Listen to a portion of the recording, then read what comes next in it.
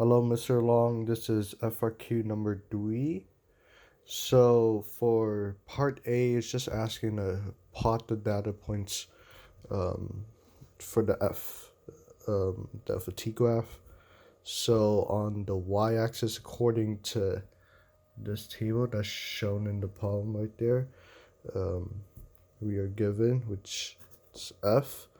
Force has units of newtons, and for our x, that's our y. For our x is going to be our seconds, aka our time. So now we're just going to graph everything that's in the points or in the table shown in the problem.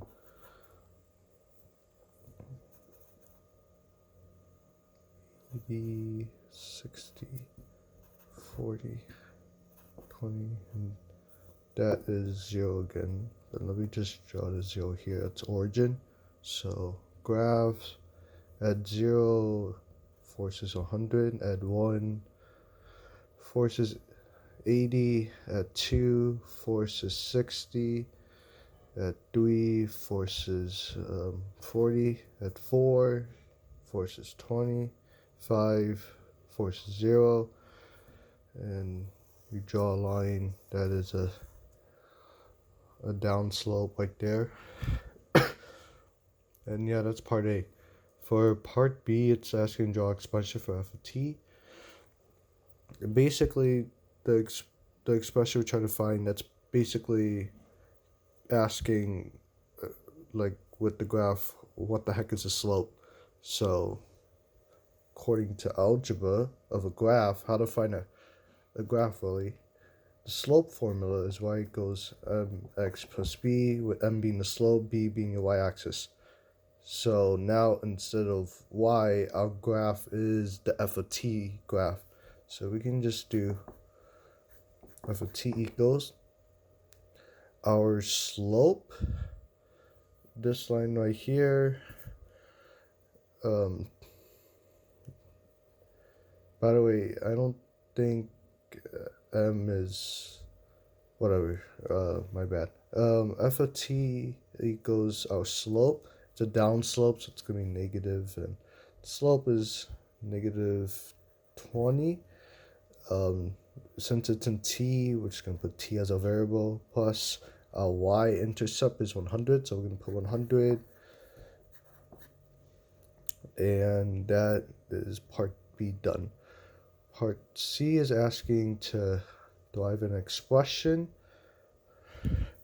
for acceleration. We can use, based on what we just got for f of t, we can say using Newton's second law that force equals ma. The force we'll place here is our f of t. So our f of t is negative 20 t, or I should, you know what, I'll write to show all of it. Like I'll write f of t equals ma, and then now we'll just chug the numbers in. Negative 20t, this one my f of t, plus 100 equals, mass in the problem states it's 5 kilograms, so it'll be 5a, and mass has a unit of kilograms, so I don't need to write there. If we simplify this, we divide 5 on both sides, so acceleration, so that we get a alone. So I'm just going to write a of t equals to negative 4t plus 20. So now we are going to graph. That's part C done. That's our a of t expression right there, that we calculate from force. Now we move on to part D to sketch the graph. So let's draw a graph to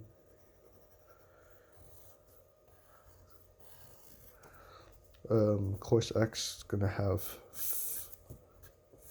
5 because 5 seconds, and the units for our x-axis is going to be t, seconds, and on our y-axis it's going to be oops, sorry, not to wait. Our y-axis is going to be acceleration because it's an A of t graph, so our I should write it a little closer. Our A is meters over second squared. That's the units for acceleration. Now on this y-axis, I'm going to start with 20 because over here, let's think back like a slope formula right here. We're basically just trying to draw like a slope. So how we figure out our point is using this right here. So 20 will be a y-intercept. It's like y equals mx equals b, with m being -4, that's a slope, and our y being 20, that's our b. So that's why we start with 20. So if we go, so that's our 0, and if we do the slope, so y's down 4 and 1, that will give 16. And you're just going down by 4 because the slope is -4, so you're going down. So 16, 12, 8.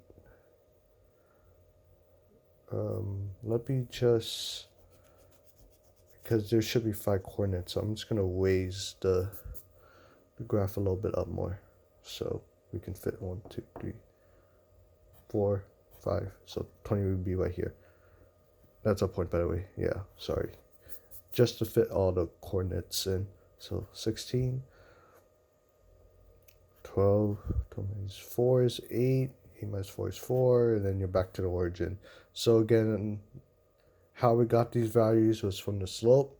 Since the slope is -4, that's why we go down 4 for each one, because slope is y is over 1, y is -4, so you go down 4. 1 is 1, so it's, yeah, it goes up by 1. So let's demonstrate that. So at 1 second, y is 4, 1, 1, and then we keep doing that. So 12, so 2 seconds, 3 seconds, 4 seconds, and then 5 seconds. So it's just literally just slope. It's like the same exact thing, just different values. Then we can draw this. That is our letter D. For letter E, information that we can grab from this. So already we can grab velocity because the area of an A of t graph gives you velocity. And speaking of that, the slope also gives you the change of acceleration. Right? So if you can find this change of acceleration, you can find the slope, right? Because the slope is change of acceleration, because because of this A of t formula, -4t plus 20. That's a slope. That's a slope right there. So with your slope that you found, aka -4t plus 20, you can integrate that to get velocity. So that's another way to get velocity without the acceleration. If you integrate velocity using your A of t formula again, you can actually also find position too. So that's cool too. And lastly, if you take a derivative of acceleration function, which you can find here because it's a linear slope, so you can find your A of t function using the graph by finding the slope. You'll get your A of t function. The derivative of A of t function is your jerk. So yeah, cool. So that is all the information I believe you can find for part E. For part F, it's asking the y expression for instantaneous velocity. So in order to find this velocity, we already have our A of t expression, which is -4t plus 20 right there. So we can, according to calculus, the integral of your A of t function equals v of t, right?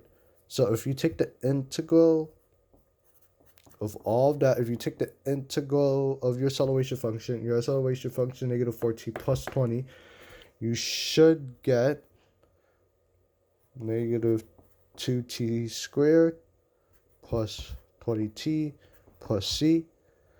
That's a plus. I know they both look similar, but t and plus signs look pretty similar as a variable.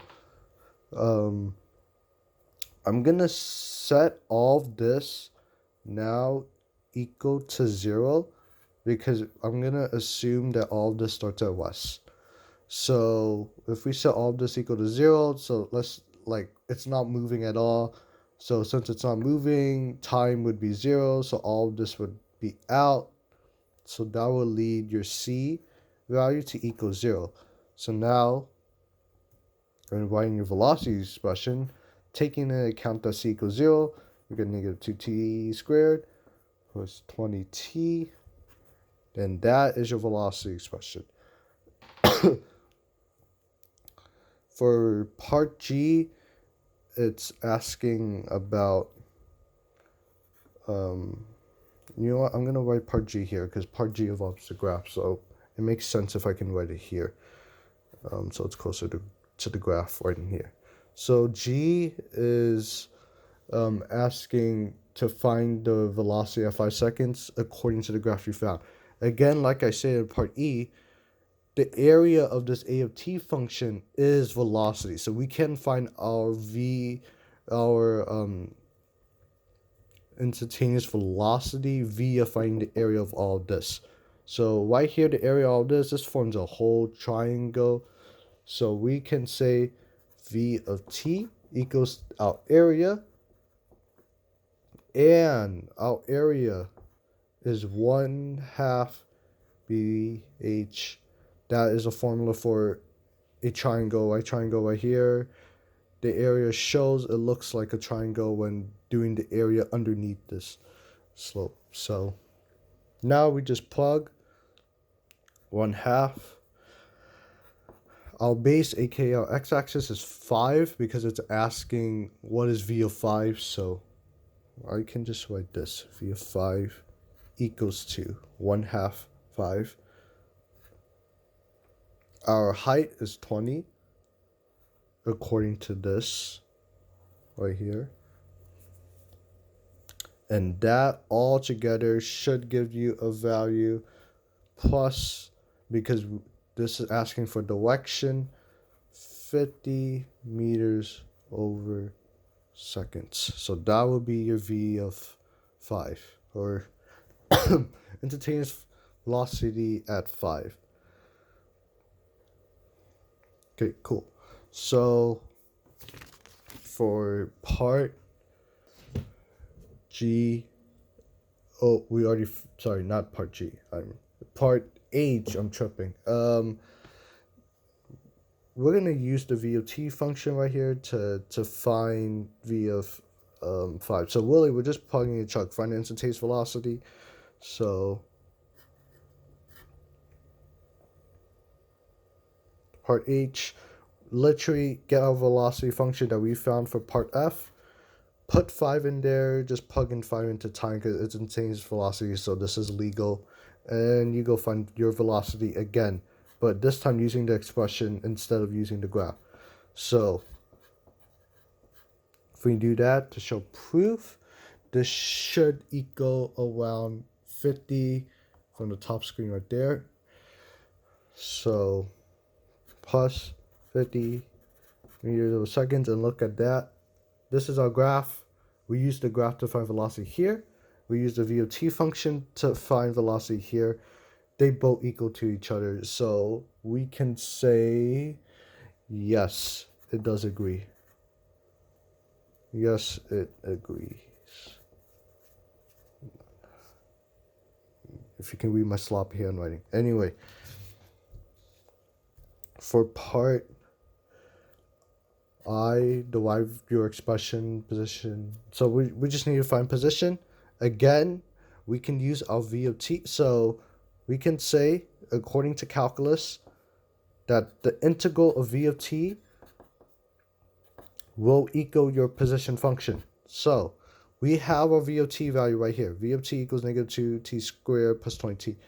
So now we can just plug in that. So the integral of a velocity function will give you, and I already pre-calculate this, you would have to like, do like power rules, like plus one to your power and then divided all by your new power, whatever.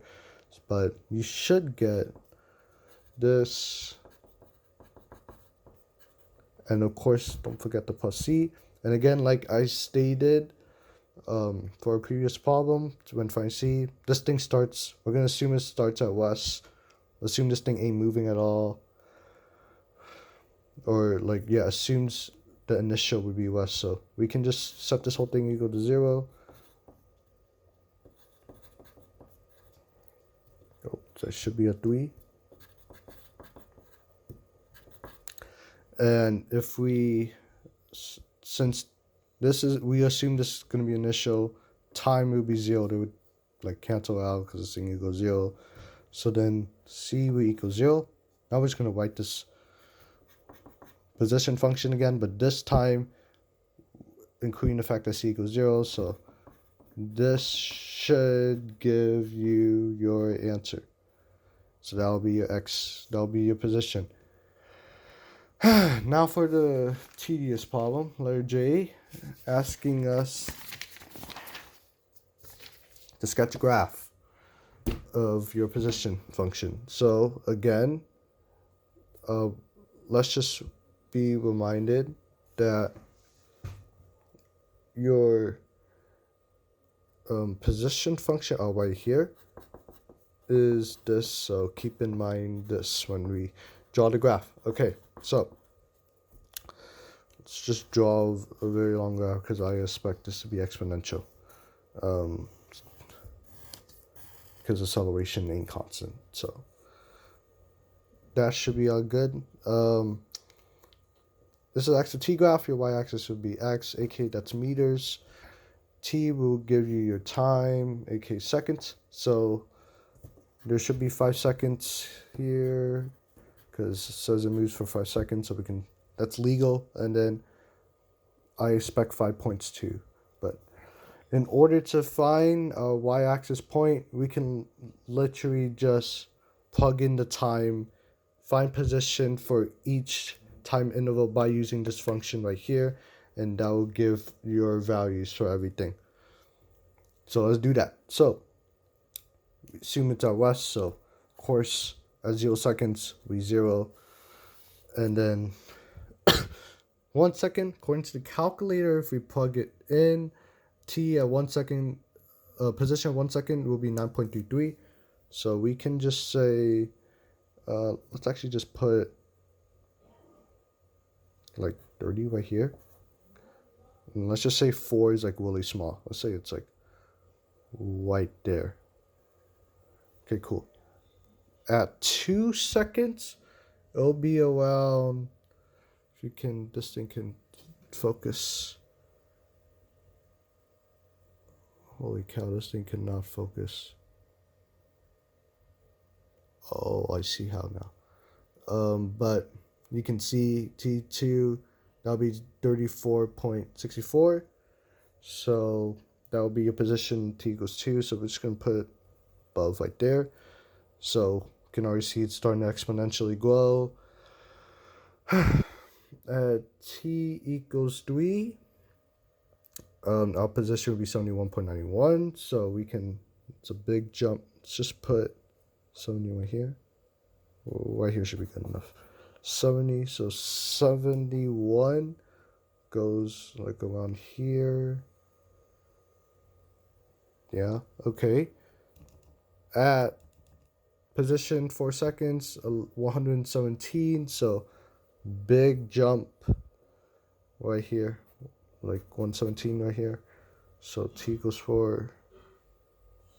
Yeah, t equals 4, 117. So we're seeing it's exponentially getting bigger. Lastly, position at 5 seconds, 116. So let's just put it all the way in the top because it's not drawing the scale, but it's the best we can do. And then now we can just draw a graph right here. It's a little bit sloppy, but it's alright. Whatever. That's how it would look like, a graph.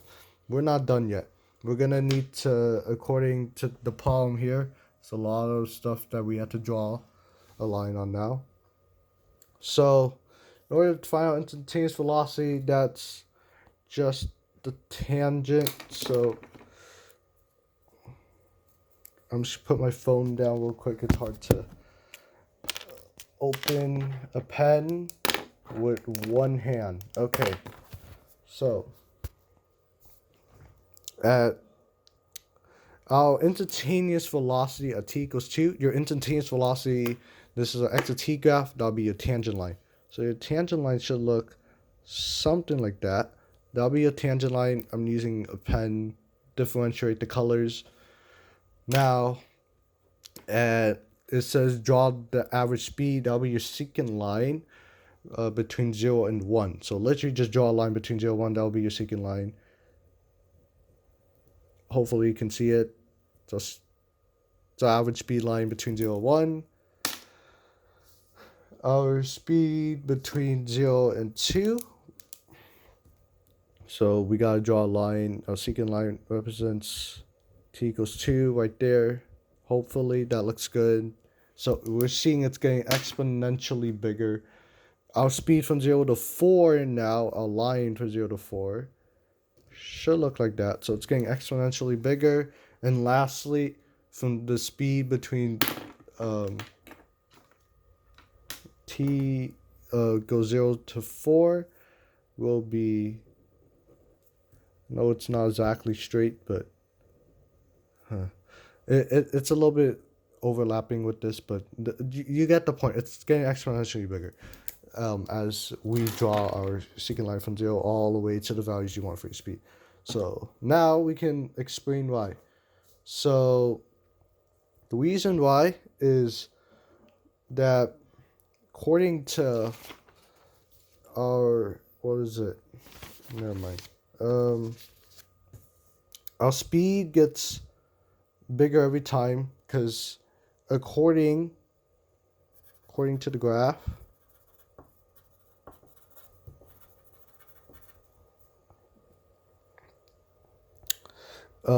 it gets exponentially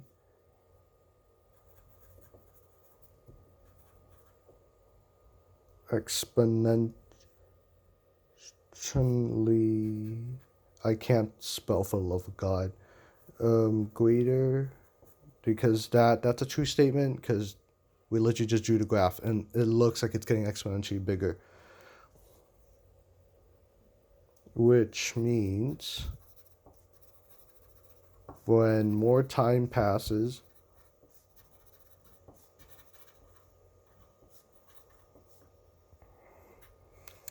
the speed will get exponentially bigger as more time pass and covers more distance. So that is our explanation right there. And now to verbally explain it more, we have, in order to find our speed, right? AKA this, it's literally just speed equals distance over time. So speed, so our x, so in order to find speed, in order to get the distance, it's literally just, absolute value or position value will give you distance, right? So as time elapses, you start to cover more distance, right? So according to that, it's a linear statement. So distance will be up. It will be greater. Your distance will be greater. So as this number gets bigger, the speed will get bigger, because that's a linear relationship, right? As distance gets bigger, speed gets bigger, because mathematically that makes sense.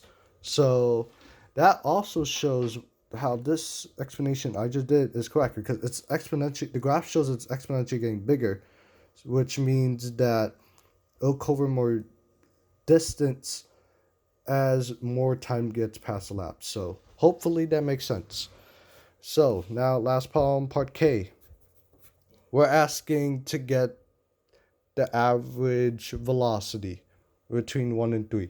So our average velocity will equal our displacement, our change in displacement over our change in time. And now, so that I don't need to write the units, x, our displacement will equal meters for our units, time equals to seconds. So we want to find between 1 and 3. So how can we get position? Well, we already know our VOT function, right? Our VOT function is negative 2t. Okay. Our VOT function is negative 2t squared plus 20t. That's our velocity expression. And in order, because calculus, we can say our expression that change of x equals the definite integral of 3 of 1, because that is the time interval that we're solving for our average velocity. And that will be the integral of velocity. That will give you your x position, right? So the definite integral of velocity from your time intervals that are given in the problem. So now all we need to do, plug the true expression we have into here. Our time is 2 because it's going from 1 to 2. So really 2 seconds has been happening in that velocity interval. So we can put 2 because it's going from 1 to 3. Our position, according to here, we can just plug it in. The definite integral from 1 to 3 of velocity. And that, yes, that shows a 1. And that should give you, according to the calculator, I already pre-solved it, that would give you 94 over 3. And if we convert this to decimals, that'll give you 31.33. So this is average velocity of how direction is positive plus a move to the right, because this graph shows it's going to be keeping moving to the right because that thing is going to stay positive exponentially. So that will equal positive 31.33 units for velocity meter over seconds. And that is it. Thank you for watching.